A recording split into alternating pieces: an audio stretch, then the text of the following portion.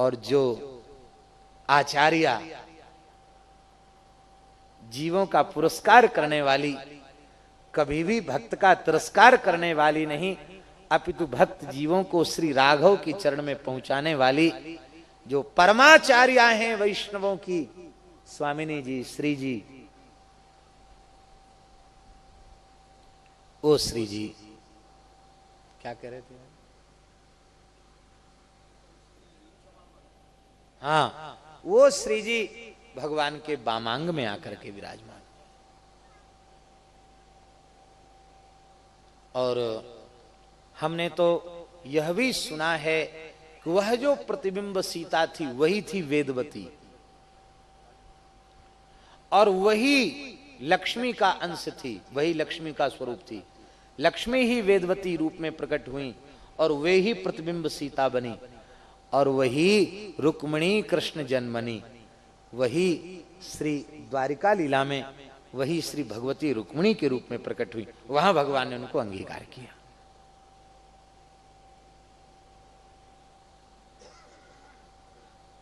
ये है सरकार की लीला। भक्त का तिरस्कार इन्हें सहन नहीं होता, और भक्त का तिरस्कार तब तक होता रहता है जब तक भक्त की महिमा का ज्ञान हमें नहीं होता। भक्त की महिमा का ज्ञान हमें कैसे होगा? भक्त महात्म का ज्ञान भक्तमाल के आश्रय से होगा। इसलिए बिना भक्तमाल भक्ति रूप अति दूर है। बिना भक्तमाल के भक्ति का स्वरूप दूर नहीं, अति दूर है। और भक्तमाल के श्रोता भगवान हैं, ये बात भी पक्की है। हम लोग 1 नंबर के श्रोता नहीं है महाराज जी, हम लोग 2 नंबर के श्रोता हैं, और ठाकुर जी 1 नंबर के श्रोता हैं। आपको न विश्वास हो तो देख लो, 1 नंबर श्रोता ऊपर भी नहीं, थोड़ा नीचे ही बैठे हैं। 1 नंबर श्रोता बैठे हैं, बिल्कुल सामने बैठे लाल जी हैं 1 नंबर श्रोता। यही श्री ठाकुर जी भक्तमाल के श्रोता हैं। अत्यंत संक्षेप में हम घटना निवेदन करके और फिर अपनी वाणी को विराम देते हैं। जैसे भागवत आदि पुराणों का महात्म्य है, ऐसे ही भक्तमाल का महात्म्य है। केवल संक्षेप में कहेंगे, श्री प्रियादास जी महाराज के एक मित्र थे श्री गोवर्धन नाथ दास जी, संत ही थे। ये श्री भक्तमाल की बड़ी प्यारी कथा कहते थे। कथा कहने के लिए रामत के ब्याज से, संत लोग रामत करते हैं, रामत के ब्याज से जमात के सहित वे जयपुर आए, और जयपुर के प्रेमियों ने उनसे आग्रह किया, तो जयपुर में गोविंद देव जी विराजमान। ये आज से करीब 300 वर्ष पुरानी घटना है। तो श्री गोविंद देव जी के यहाँ श्री गोवर्धन नाथ दास जी की भक्तमाल की कथा होने लगी। 1 महीना कथा चली। भक्तमाल की कथा इतनी बड़ी है कि न 5 दिन में पूरी हो, न 50 दिन में पूरी हो। भक्तों का चरित्र तो बहुत विस्तृत होता है। 1 महीना कथा कह के, और सांभर की रामत, सांभर एक जगह है, सांभर की झील, वहां वो रामत करने चले गए। श्रोताओं ने कहा महाराज कथा तो पूरी भई नहीं। बोले वहां से लौट के आएंगे तो फिर आगे की कथा कहेंगे। और लौट के जब श्री गोवर्धन नाथ दास जी महाराज पधारे तो उन्होंने श्रोताओं से पूछा कि कहां तक की कथा हुई थी, आप कृपा करके बताइए। कहां तक भई संभार सुनाही, श्रोता अरु वक्ता भ्रम माही। कहां तक कथा हुई थी आप कहो। अब गोवर्धन दास जी तो रोज कथा कहते हैं, तो रोज कथा जो कहता है उसको याद नहीं रहता कहां से, उसको तो नित्य का क्रम याद है। तुम्हारे यहां कहां तक कथा हुई थी याद नहीं है। श्रोताओं से पूछा कहां तक कथा हुई थी। श्रोता तो सदा से श्रोता ही रहे। अधिकांश तो श्रोता सोता हो जाते हैं, सोने लग जाते हैं कथा में। महाराज जी की एक गांव में कथा हो रही थी, हमारे गुरुदेव श्री भक्तमाली जी महाराज। रात में, गर्मी का समय था, बंधा गांव की बात, कथा हो रही थी महाराज।